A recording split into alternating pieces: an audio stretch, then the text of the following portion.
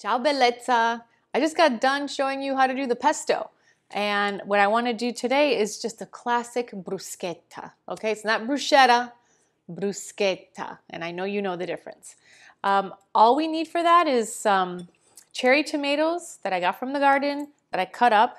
We have some oregano, salt, basil chopped up coarsely, and the pesto that I made, and olive oil. Now, I'm not giving you exact measurements for these because it's going to be up to you for your own preference and taste. The way we begin, you know, I always put foil on my pans, makes it so much easier to clean up when you're done. All I'm going to do right now is I'm going to drizzle some oil. And you know this oil is from Italy, which is amazing. So you know it's not cut with anything. It's just fresh from the olives that we picked and that we had ground up that turned into this gorgeous, gorgeous olive oil. And what I'm going to do is I'm going to put it in the oven so it gets nice and toasty. So I'll put that right there. While that's getting all toasted up, I'm going to start getting the tomato prepared. But I want to share you a story with you. When I used to go to school in Italy and I used to live there, my nonna, your bisnonna, lived with me and the family. And whenever I would come home from school, I was so hungry. And she would always say, "Oh, I'll make you something wonderful." Mind you, back then, when I was little, we didn't have fast foods. There weren't places to go get a snack. They didn't have those types of foods. If you wanted to eat some nuts, you had to crack them and eat them. You know, it wasn't something that was packaged beautifully for you. So what she used to do is this. So what my nonna would do is she would get the stale bread, you know, the bread that you always complain about me having in the oven because you always forget whenever you're trying to heat something up. She would grab some of this, she would put it in a plate, just like so. And then what she would do is she would just drizzle just a little bit of water, just like this, just to soften it up, just a little bit like this. And then she would grab, now I only have these tomatoes, but she would have the big, huge, juicy, thick, you know, Roma tomatoes, and she would go like this, just like this. And she would just rub it around and rub all the juices on the bread. And that, with just a pinch of salt that she would put on there, that was my snack. Is this like a form of bruschetta? You bet it is. You bet it is. It is actually really good, but I'm going to show you the way we've all fancied it up over the years. But let's continue on with the bruschetta you know. I have quartered some cherry tomatoes.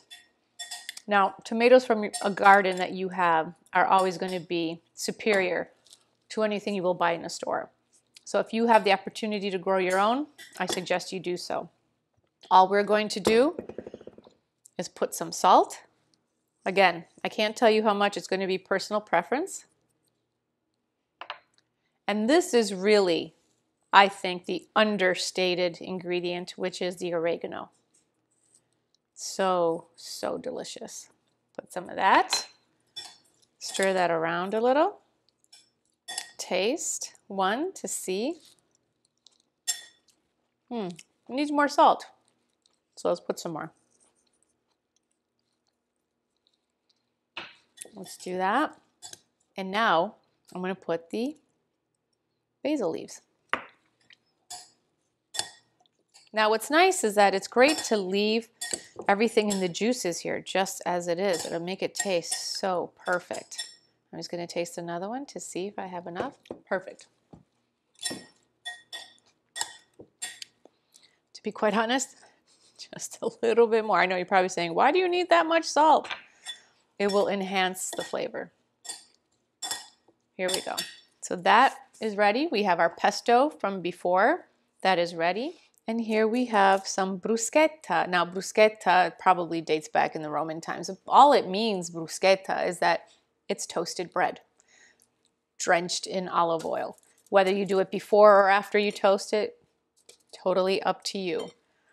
I'm just going to do 3 for now, and I'm going to show you how I do that. So what I normally do is once it's toasted like this, I let it cool off a little bit, and then I'll start adding the ingredients. And all you need to do really, if you're going to do one with tomato or one with basil, is just add it on top.